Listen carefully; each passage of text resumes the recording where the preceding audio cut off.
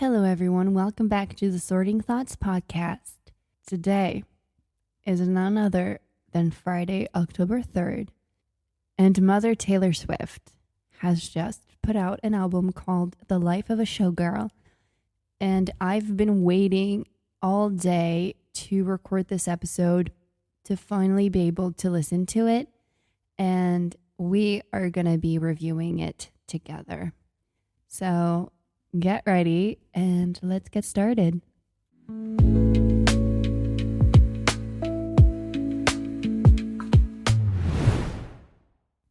We're going to start with the first track of the album because I'm the kind of person that needs to listen to the album in order that the artist chose to put the tracks on.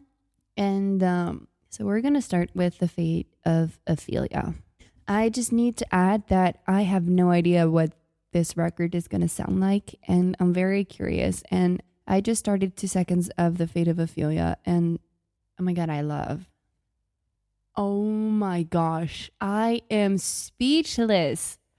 When she said that we were going to be dancing to that record, she was not playing.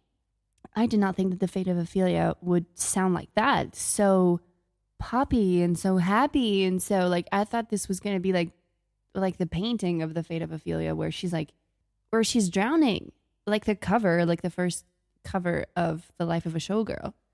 Now it gives me a vibe of what the rest of the album could be, and we're gonna shake some ass. I feel like we're gonna shake some ass. I think a lyric that I like a lot in this one is, late one night you dug me out of my grave and saved my heart from the fate of Ophelia. And that's in the chorus. But also, all because you came for me, locked inside my memory, and only you possess the key. No longer drowning and deceived, all because you came for me. Oh my god, I'm so happy that this is like a love track for Travis. I'm so happy that Travis got her to write like this, to write happy lyrics like this. Because after the Tortured Poets Department, my girl needed it. Okay, next track is called Elizabeth Taylor. So let's go. The harmonies, this track is also starting with a piano, but sounds so different. Okay. She's mentioning Portofino, where I think both Taylor and Travis went after the 4 nights that she performed in Paris, and they stayed a few days there before she went to Portugal. And this is where we had like the most romantic paparazzi photos. God damn. Okay. I like it. I like it so far. This one is really starting to feel like it's the underneath of it all is sad. But thank God he came in her life. You know what I mean? Does that make sense? I'd cry my eyes violet, Elizabeth Taylor. Right after she announced The Life of a Showgirl, she was selling on her store 4 different CDs. And there was one that had Elizabeth Taylor's eyeball, but the white part of the eyeball was violet. So I feel like that's a mention of that. This track actually feels horny, doesn't it? Because she goes, and I can't have fun if I can't have. And then she makes a noise. Taylor, what are you doing? Okay, Taylor. Oh my gosh. This track reminds me of another track that she's done before. I cannot remember which, but the track starts by being so sad, and then you like she's confident then, and I love it. And I think my favorite lyric off of this one would be, all my white diamonds and lovers are forever, and the papers on the screen and in their minds. Okay, next track is Opalite. Okay, I've been wondering what that one would sound like. Let's go. Oh, okay. Ooh, I like it. Okay, this is totally not what I thought it was going to be, and I'm surprised by it, and I love it. I literally took a gasp when she starts the song with, I had a bad habit of missing lovers past. This one. My brother used to call it eating out of the trash. It's never gonna last. Oh my God. That one is savage and I love it. It's brutally honest, but it's true. I love it. I think that's my favorite lyric off of that one. I'm really dancing the whole time. Like, this is a dance album and I love it. It literally feels like all these songs are gonna be glittery pen songs. When I'm mentioning a glitter pen song, I mean a song that sounds like Hits Different. A song like that. I love it. Oh my gosh. Okay, next song is called Father Figure. I thought this one was going to be really sad, but it turns out it's a sample of George Michael's Father Figure. I will be your promise. So I'm really curious what this one is going to sound like. Okay, let's go. Holy shit. In those lyrics, Taylor Swift remembered that she was Taylor Swift. I think I saw somewhere say that this song, Father Figure, was about Scott Brochetta, who was the person who signed Taylor to the Big Machine Records, who literally was the success of Big Machine Records and was able to make what Big Machine Records was. And basically the guy who sold her masters to Scooter Braun. I love the difference with the third time the chorus is repeated. I love it. It's so fully harmonized and I love a good harmony. Lyrically, I gasped. I can make deals with the devil because my dick's bigger. Mistake my kindness for weakness and find your card canceled. Heck yeah. Very relatable track. Like, I thought Father Figure was going to be like this sad track where she had to provide for her family, but guess what? No, absolutely not. It's where I was the main breeder in the house and I'm proud of it. I'm protecting the family. Track 5, I think we're going into next, which is called Eldest Daughter. And I've seen that people have said that this track 5 is not track 5ing. And if you're not familiar with Taylor, track 5s are literally the most gut-wrenching songs that she'll ever put out. For the Tortured Poets department, it was So Long London, which was her saying goodbye to London after having a relationship and living in London for 6 years. Track 5 on Red is All Too Well, the infamous. Track 5 on Evermore is Tolerated. Track 5 on Midnights is You're on Your Own, Kid. On Speak Now, it's Dear John. On Fearless, it's White Horse. On Folklore, it's My Tears Ricochet. Although Exile could have easily been track 5. So yeah, track 5's usually gut-wrenching. So let's see what Eldest Daughter has. Okay, immediately know that it's a sad track. With the minor chord progression on the piano, it's gonna be sad. I love me a good sad track 5. Okay. Just so you know, I'm in tears. I was totally fine up until the last moment, up until the end of the bridge where she said, every youngest child. Oh, I thought it said every eldest child felt like they were raised up in the wild. In the wild. Okay, I read that wrong. But it sent me over the edge. This song feels like a hug from Taylor. Because I feel like Taylor has always felt like the big sister that I never had because I'm the big sister. I'm the eldest daughter. And if you're one of those eldest daughters, we were definitely raised up in the wild, like she mentions, because we had to learn everything for ourselves. So her having a song about it is really, wow. I really don't know what to say, basically, but this song definitely feels like a hug from Taylor. That's what got me. Every eldest daughter was the first lamb to the slaughter. Oh my God. Yeah. That one got me. Which makes a lot more sense to my situation because I'm not the youngest child. I'm the eldest child. So you're the experience for everything. And as you're the experience for everything, you know, you're like, you make it seem like you're bulletproof, but you're not. You're definitely not. And I felt that. Moving on, because I want to shake some ass right now after shedding tears. The track 6 is called Ruin the Friendship. Good beat. Okay, we're going to be shaking some ass right now. Let's go. I shook ass until she says that the person she's talking about passed away.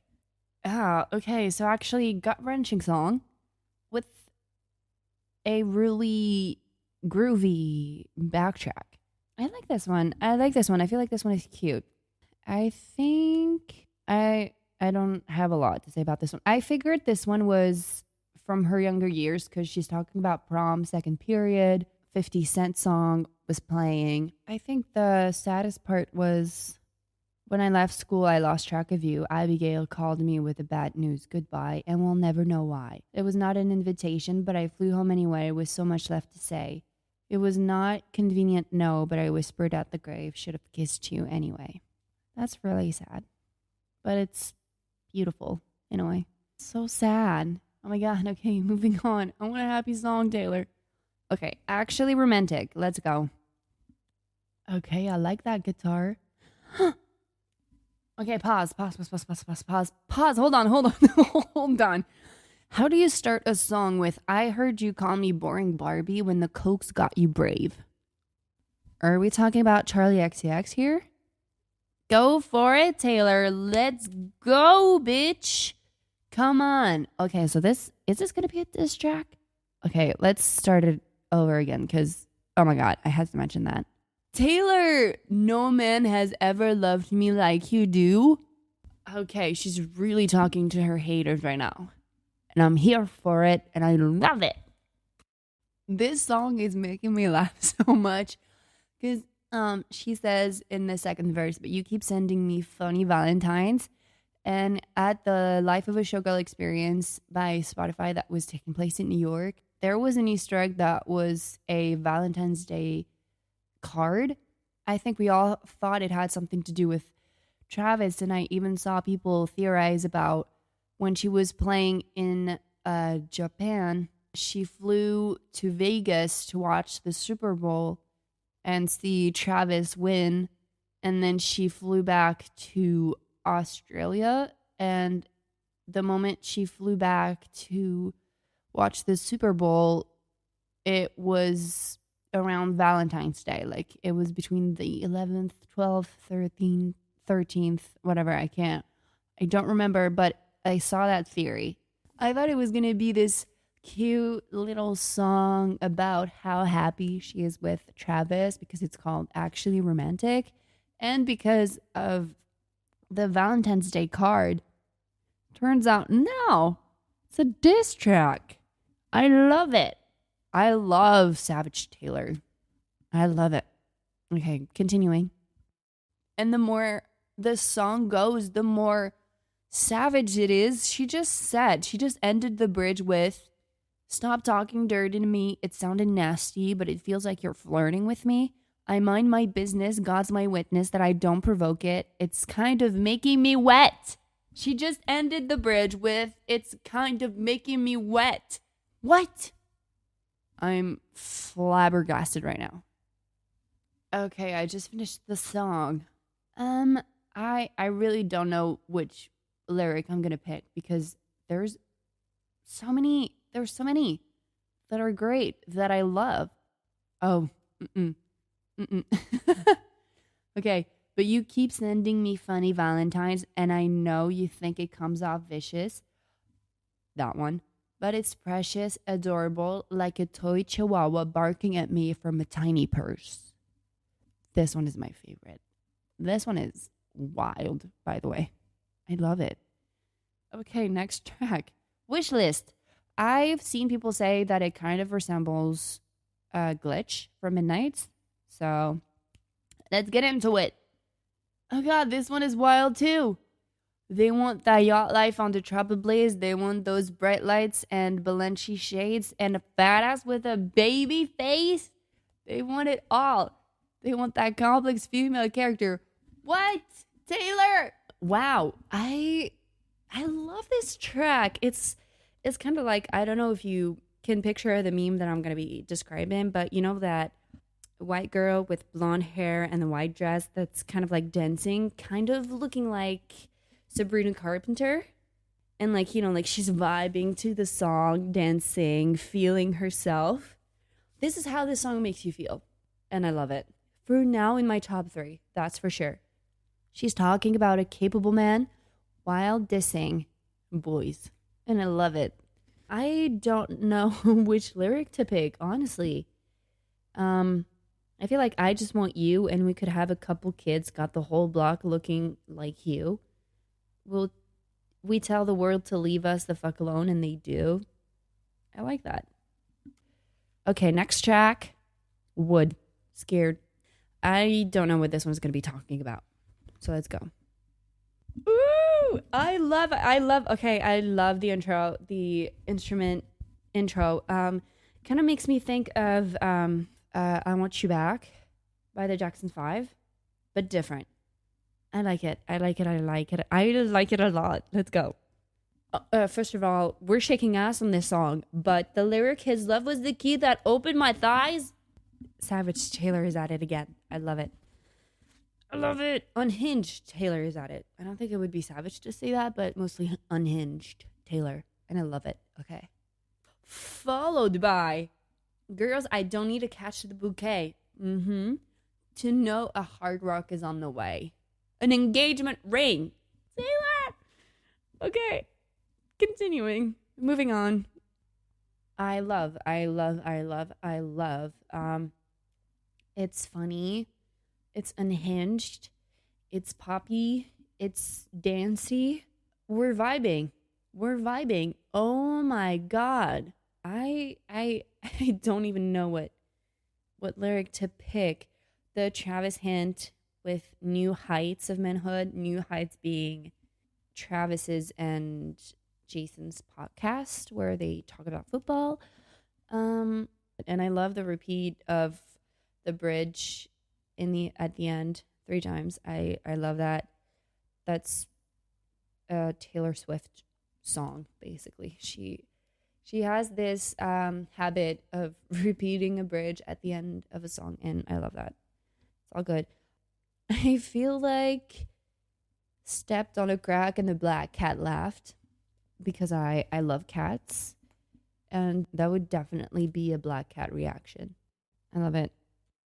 Now moving on to the track that I've been dying to know what it would sound like. Cancelled. Let's go. Oh, that guitar. There's a few guitars in here that make me think of Paramore. I love it. And the end of, I can't remember which one already, but one kind of sounded like Olivia Rodrigo in her album Guts, where she's using a lot of megaphone in her track. That made me think of her. Cancelled. Let's go. Okay, this one definitely could be a Disney villain song. I really love it. She mentions at the end, now they've broken you like they've broken me, but a shattered glass is a lot more sharp. And there's been a lot of reference to the shattered glass. Because on the cover, you can see sharp fragments of the back cover of a certain variant of vinyl, and it's a pattern that's been repeated. And in the Spotify experience, there's been also shattered glass on a mirror, where on the back it was written "Keep it 100." So I feel like that's why we've been seeing a lot of broken glass, it feels like. And also whenever we were looking for lyrics yesterday and the day before, the Life of a Showgirl album cover would shatter in pieces and unveil a different glittery color underneath. So I feel like this is where the reference is coming from, and I like it. I like it a lot. A favorite lyric on this one? I feel like I love They Stood By Me Before My Exoneration, wherever when everyone hated Taylor inside with Kim Kardashian. I also like Everyone's Got Bodies in the Attic because, people make mistakes and they grow up. I like that. Did you make a joke only a man could? Hmm. Hmm. Dissing a boy here again? I love that. I there's a few ones in here that I like. I think I like the phrase they're the ones with matching scars. Moving on. Track 11. Honey. Let's go. It's almost the last track. Ugh. I don't want it to be over. I want it to last for a lifetime. This song is so cute. I love how Travis healed her in a way by being with her and being what seems like a great guy. I think we found So High School's sister. Honey, it's so cute. I love it. I I I'm just baffled by the cuteness of this track. I feel like By the Paint and the Color of Your Eyes and Graffiti My Whole Damn Life is my favorite. But there's also But You Touch My Face Redefine All of Those Blues. Those two. I can't pick. Those two. Now we're on to the last track of this record. The Life of a Showgirl featuring Sabrina Carpenter. I'm not ready for this to end. Okay, the track is 4 minutes and 2 seconds long. So let's go. Let's get into it. Okay, I'm done. And I'm crying again. What the fuck is this ending, Taylor and Sabrina? Thank you for an unforgettable night. We will see you next time. Give it up for the band and the dancers and, of course, Sabrina. I love you, Taylor. That's our show. We love you so much. Good night. Why? Why are you doing this to me when I miss the Eras Tour so much? This track really feels like Taylor had an idol. She looked up to her, wanted to become like her, then she became her. And then Sabrina had Taylor as an idol and wanted to become like her, and she ended up becoming like her. And that's a beautiful track. I love that. This track also sounds like it could be played as a finale in a Broadway show. I don't know if that makes sense, but it does feel like that. And it also makes me think of a Jonas Brothers song. Cool, maybe? Maybe not. I don't know. I would have to listen to it again. I think my favorite lyric off of this one could be I paid my dues with every bruise. Kinds of makes me think of the bridge in the song You're on Your Own Kid that's on Midnight, which is track 5. I gave my blood, sweat, and tears for this. It's a beautiful way to end the album. I love it. I feel like so far from the first listen, my favorite tracks are The Fate of Ophelia, Wish List, and I think it's a tie between Wood, The Life of a Showgirl, and Father Figure. I'm going to have to listen to this again, and maybe in a week when this episode comes out, I'll give you a new rank. Maybe my rank will have changed. It usually changes from the first listen to a few listens and other songs have grown on me. But I love this album. I'm giving it a 10 out of 10 again for Taylor.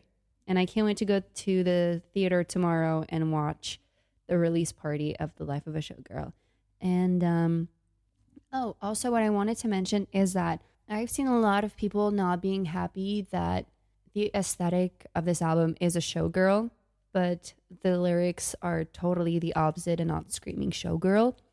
And I think this is where you guys have missed the point of this album, is that the tracks have a beat of a life of a showgirl, but you only see the facade of a showgirl and you don't really know what's behind the scene. And that's what Taylor has been saying a lot is the life of a showgirl and take a look behind the curtains. And this is the look behind the curtains. The lyrics are the look behind the curtains while the tracks are screaming showgirl. I love this juxtaposition. I love it. And I'm not disappointed by her lyrical genius.